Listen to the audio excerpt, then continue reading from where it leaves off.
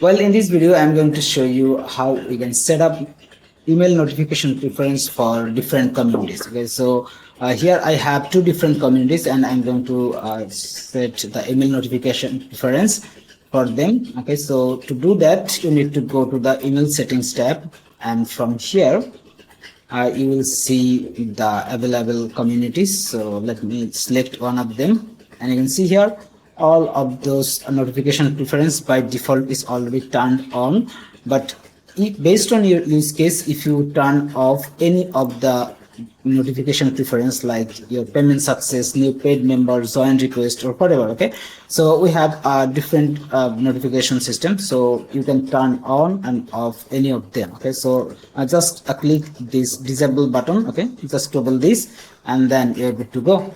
So your notification disable for the payment success. Okay, but if you want to turn on, then just toggle it on. Okay, that's it to set your notification preference for the particular communities. Okay.